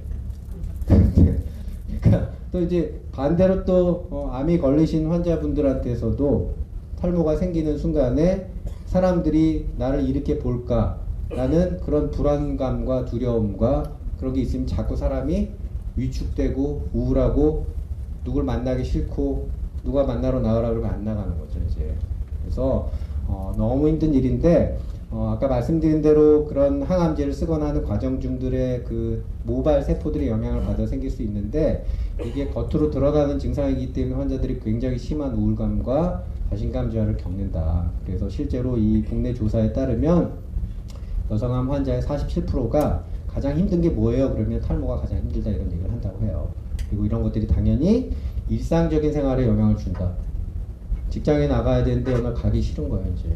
아침에 일어나도 이제 뭘 세수하기가 싫은 거예요. 나가야 되는데 이걸 보여주는 게 싫은 거예요. 그래서 이런 부분들이 있을 거다라고 환자분들이 많이 얘기를 하신다. 근데 통상적으로 항암제에 의한 탈모는 여러분들이 이렇게 보통 다 알고 계시잖아요. 항암제를 쓰면 다 빠져요. 이렇게 알고 계시잖아요. 되게 일시적으로 빠지고 근데 되게 다시 날 거예요 라고 생각을 하는데 근데 이제 안타깝게도 가끔 이런 경우가 있다는 거예요. 그러니까 유방암에 쓰는 일부 약제들, 이 약제들에 의해서는 어떤 환자들은 개인의 감수성 때문에 완전히 탈모가 생겨서 회복되지 않는 환자들도 가끔 있다더라 라는 거고, 그래서 이따 이제 예방법이 있는지에 대해서 제가 설명을 해줄 텐데, 그리고 대부분의 환자에서는 대부분 돌아오는데 다시 난다고 하더라도 옛날만큼은 아닌 것 같아요 라고 얘기를 하시는 거예요. 좀 그때보다 가려워 좀 뭐 머리가 곱슬이 됐거나 좀 얇아졌고 건조해졌거나 이렇게 얘기한다는 거죠. 그리고 이제 요즘에는 더 아까 말씀드린 탈모보다는 이게 더 중요한 것 같아요. 이제 옛날에는 우리가 별로 중요하게 생각 안 했는데 이제 항암 치료 끝내고 나서 돌아올 줄 알았는데 한번 좋아졌다가 호르몬 치료를 했더니 다시 또 계속 머리가 가는 상태로 유지만 되는 거예요. 근데 이거는 회복되는 문제가 아니라 영구적으로 계속 이렇게 가는 거예요. 그러니까 이제 유방암 치료한 다음에 나중에 머리 다 좋아진다고 했는데 근데 왜 계속 이러지? 라고 이제 환자가 이제 계속 스트레스 받는 거죠. 내가 잠깐 이러고 말겠지라고 했는데 계속 이 문제를 겪어야 되기 때문에 스트레스를 많이 받으시는 거예요. 그래서 앞서 나온 타모xifen 아로마테이즈 같은 억제제 이런 걸 쓰면 보통 남자들 탈모처럼 머리가 이렇게 가늘어지는 우리가 소위 얘기한 대머리처럼 이렇게 이제 가늘어지는데 이거는 지속되는 경향이 있다. 그럼 왜 그러냐? 복잡하게 영어로 써 있는데 여기 에스트로겐이라고 하는 여성 호르몬으로 많이 전구체로부터 만들어내는 걸 유도하는 물질이 아로마테이즈라는 건데 여기를 길을 막는 거예요. 여기를 딱 막으니까 이게 에스트로겐이 에스트라디올로 만들어져야 되는데 일로 안 가고 이제 남성 호르몬 쪽으로 다 쏠리는 거예요. 이제. 그러니까 보통 남성 호르몬은 여러분들 알다시피 남성 호르몬이 많으면 여기 앞가슴엔 털이 많고 반대로 여기는 대머리가 되는 거예요. 그 호르몬의 영향 때문에 그런다라고 우리가 생각을 하고 있다. 그래서 여자분들도 꼭 보통 통상적으로 윗머리만 가늘어진 이런 형태로 와야 되는데 이런 호르몬 치료를 하는 분들은 남자처럼 꼭 이렇게 앞머리가 이마가 밀리는 이런 형태들도 온다더라 라고 알고 계시면 되고, 그래서 저희가 2014년도에 이런 환자들을 외과에서 보내주셔서 몇 명을 모아가지고 몇 명 환자분들이 이런 탈모가 있네요 라고 10년 전에 이렇게 논문을 쓴 적이 있어요. 그래서 그 뒤로 이제 많은 연구가 이루어져서 지금은 이제 뭐 200명, 300명 이런 환자들이 왔습니다. 이런 놈들이 나오기 시작을 한 거죠, 이제. 그래서 실제로 이전에 저희가 봤던 환자들이 항암 치료 다 끝낸 다음에 좋아졌는데 다시 타모xifen 쓴 다음에 이렇게 가늘어졌다는 거고, 여기도 이제 놀바덱스라는 약을 썼더니 계속 이 상태를 유지하고 있다는 거죠. 그러면 이런 환자를 치료 어떻게 할까? 보통 제가 보는 남자 환자들에서 또 다른 이제 유방암이 아닌 여자 환자분들에서는 이런 약제들을 써요. 바르는 약이나 먹는 약, 탈모약을 쓰는데, 자, 이렇게 쓰면 이렇게 좋아져요. 남자들은 기적과도 같죠. 이게 제가 조작한 사진이 아니라 진짜 저희가 최근에도 왔다 간 환자인데 지금 한 10몇 년째 약을 먹고 있는데 5년 먹고 이 사람이 이게 된 거예요. 약만 먹고도. 그럼 뭐 제가 대단하게 뭔가 한 것 같잖아요. 전 세계 어딜 가도 똑같은 약을 써요. 이렇게 좋아져요, 남자들은. 근데 이제 안타깝게도 여자분들은 그렇지는 안 된다는 거예요. 그 똑같은 약을 써도 물론 이제 유방암 환자에서는 저 약을 쓰진 않지만 똑같은 탈모를 치료를 해도 그 호르몬의 영향이 계속 있기 때문에 저 정도 효과는 못 본다. 그래서 우리가 50세 여성 환자한테 치료를 하면 이 정도를 그래도 이런 정도까지는 그래도 만들 수 있다. 그래서 완벽하게는 아니지만 보존될 수 있는 방법은 있다라는 거고, 마찬가지로 그 치료 전후 이런 사진이고, 이 환자 같은 경우도 이거 한 10년 전에 이렇게 뭐 이런 치료를 했는데 이렇게 좋아지는 경우도 있다라는 거고, 여러분들이 생각하는 보조 치료, 그러니까 의사한테 처방받지 않고 그냥 집에서 누가 좋다고 하니까 막 하는 그런 치료들도 해볼 수는 있지만, 아까 제가 보여드린 약물 치료만큼의 효과가 안 난다. 그러니까 비용을 낭비하시지 말고 상의를 하시는 게 좋겠다라는 거고, 모발 이식을 하면 어떨까라고 물어보는 분도 있어요. 모발 이식은 남의 모발을 띄는 게 아니에요. 내 모발을, 굵은 모발을 뒤에서 앞으로 그냥 옮겨 심어주는 거예요. 여기 보시는 대로 저희가 수술했던 환자인데, 뒤에 여기 모발을 묶은 다음에 여기 피부를 완전히 절개를 한 다음에 띄어내고 여기를 꼬매요. 그리고 요즘에 이제 하나로 절개를 안 하고 구멍 이렇게 뽑아내는데, 뽑아서 여기다 모 심듯이 이렇게 심는 거예요. 그럼 이 모발이 어디서 왔을까요? 이 3,000개 모발이 자기 뒤통수에서 온 거죠. 근데 내 모발이 뒤에 굵은 모발이 많아야 될 거 아니에요. 근데 뒤에 모발이 없어요. 가늘어요. 그러면 옮겨 심어봐야 아무 의미가 없잖아요. 그래서 모발 이식을 하는 경우는 남자들한테서는 이렇게 효과가 좋지만, 통상적으로 뒷모발이 가늘거나 전체적으로 탈모가 있는 분들한테서는 그 치료가 의미가 없다. 이제 여자분들한테서 다만 뒷머리가 굵은 부분들한테 이렇게 띄어가지고, 이건 다른 약을 아무리 써도 안 낫길래 저희가 뒤에서 띄어서 이식하면 이 정도까지는 된다라는 말씀을 드리는 거고, 그다음에 저는 이제 가발도 얘기하고 싶은 게, 가발을 뭐 제가 만드는 건 아니지만, 자, 요런 환자들이 일상생활을 하는 데 있어서 그래도 가려준다고 하면 큰 도움이 되죠. 근데 가발이라고 하는 것이 여러 조건이 있는데, 일단 자연스러우잖아요. 누가 봐도 저 사람 가발 썼어라고 태가 나면 모발이 없는 것보다 더 한두 번씩 더 눈치를 더 보는 거예요. 그래서 치료용 가발은 일반 미용 가발하고 틀리게 자연스러워, 그 다음에 오랫동안 긴 기간을 착용하기 때문에 통풍이 잘 돼야 되는 것, 그런 것들이 필요한데, 그런 가발은 당연히 비싸겠죠. 그래서 통상적으로 우리나라에서는 뭐 하이모 뭐 몇 개 회사들이 있어요. 지점망을 갖는 그런 회사에서 하는 가발은 여성 암 환자 가발을 그래도 할인을 해줘요. 근데 그래도 하나의 가격이 한 피스당 한 150만 원, 200만 원이래요. 그리고 그런 비용이 부담되면 그냥 인터넷으로 가발 나라 뭐 이런 데에서 치면 그냥 내일 바로 받을 수도 있어요. 자기한테 맞는 스타일을 할 수 있는데, 머리가 내가 미리 빠질 것 같다라든지 그러면 맞춤 가발이라는 것은 재단을 하고 내가 착장을 하기까지 2달에 3달 걸려요. 그러니까 미리 준비를 해야 된다 라는 거를 꼭 말씀드리고, 왜 제가 가발 이런 걸 잘 안, 가발 그런 거 지원하는 그런 사업을 한 10년 해봤기 때문에 알아요. 그래서 그리고 예방할 수 있는 방법이 참 있으면 좋겠는데, 아직 확실한 방법은 없지만 그나마 시도되는 방법이 국외에서, 미국에서 예전에 FDA 승인이라는 걸 받아서 이런 모자 있잖아요. 그러니까 항암 치료 중에 그쪽으로 혈관으로 피가 많이 가면 항암제가 그쪽으로 많이 올 거 아니에요. 그러니까 그런 혈액순환을 줄여주면 모발로 그런 약의 영향이 적을 거다라고 생각해서 이제 냉각 모자, 온도를 좀, 두피 온도를 낮춰주는 그런 냉각 모자라는 걸 옛날에 미국에서 개발했어요. 그래서 이제 승인을 받아서 이렇게 미국에서는 이런 디그니캡이라고 하는 실제로 시판 중인 이런 모발이 있는데, 이게 예방 효과가 대부분 이제 다 빠지진 않고 항암 치료를 하더라도 유지되는 확률이 절반 정도는 있다고 해요. 근데 이제 냉각 모자 같은 경우는 이제 최근에는 우리나라에서도 아마 삼성병원에 있는 이제 그 연구진이 미국에 있는 걸 똑같이 따라가지고 이렇게 개발하겠다고 지금 준비하는 걸로 알고 있어요. 그래서 나중에 우리나라에서도 이런 것들을 착용할 수 있는 기회가 올 수 있겠다라는 말씀 드리고, 마지막으로 모발 관리는 어떻게 하냐? 탈모가 생기지 않으려면 빗살이 적은 빗으로 부드럽게 관리하고, 탈모가 생기면 사람들이 머리를 안 감기 시작해요. 왜? 감을 때 막 빠지니까. 근데 그럼 이제 머리에 피부염도 생기고 그러니까 머리는 계속 그래도 매일 한 번씩은 감는 게 좋다. 샴푸는 탈모 샴푸라고 하는 건 아무 의미가 없다. 그냥 여러분들이 원래 쓰시던 그냥 샴푸를 써도 상관없다 라는 거고, 비누로 감는 분들이 있어요. 비누로 감으면, 비누는 강알칼리예요. 우리 피부는 강약산성이에요. 그래서 오히려 건조해지거나 피부염 더 잘 생기니까 꼭 샴푸로 감으시는 게 좋겠다. 뜨거운 열이나 이런 거 안 좋고 자연 건조하는 게 좋겠다 라는 거고, 비듬이 많으면 저희가 처방하는 비듬 제거용 샴푸, 약용 샴푸라는 게 있어요. 그런 걸 쓰면 되고, 하지 말아야 될 거, 자, 이런 것들이요. 아까 강상혁 교수님도 말씀했지만, 내가 암이 걸리니까 면역력이 떨어진 것 같아. 면역력을 증강시키기 위해서 막 자꾸 뭘 먹어야 되겠어.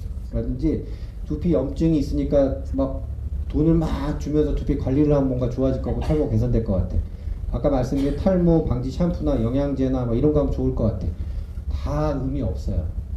그래서 주변에 좋다고 하는 것들은 주변에 좋다고 얘기하면 그럼 네가 써라 라고 얘기하시면 되고 나는 의사 선생님이 권해주는 걸 쓸게 라고 하시는 게 좋겠다. 가장 중요한 건 이제 저도 마찬가지로 우리 가족한테 이런 사람은 아니지만 차가운 사람이지만 병에 걸리고 할수록 결국에 주변에 있는 사람들의 따뜻한 애정과 지지가 굉장히 중요하다라는 거 정리하면 여러분들이 쓰는 항암제나 약제들에 대한 피부 이상 반응이 생길 수 있고 잘 일반적인 관리를 잘 하시면 되겠다. 그래서 마지막으로 이런 변화들이 여러분들의 죄도 아니고 단순히 이런 미용 문제도 아니에요. 근데 하지만 이런 것들에 대한 불편감은 굉장히 여러분들한테 생활에 영향을 주죠. 여러분들한테만 영향을 주는 게 아니라 여러분들 가족한테도 주죠. 그래서 아까 나왔듯이 방치하지 마시고 참지 마세요. 참지 마시고 꼭 미리 알고 준비하면 그래도 내가 덜 슬프고 덜 우울해요. 준비하시면 되고 참지 마시고 꼭 아까 말씀드린 일반적인 습관들을 통해서 그나마 불편감이 덜하도록 하고 부작용이 생길 때는 꼭 앞에 계신 교수님들하고 진료를 보시면서 이 부분은 다른 교수님들한테 좀 진료를 받을 수 있게 해주셨으면 좋겠어요 라고 말씀하시면 저희가 요즘 초진이 잘 안 되긴 하지만 그래도 순차적으로 꼭 열심히 제가 진료를 봐서 여러분들의 불편감을 조금이라도 덜어드릴 수 있도록 노력을 하도록 하겠습니다. 경청해 주셔서 감사합니다.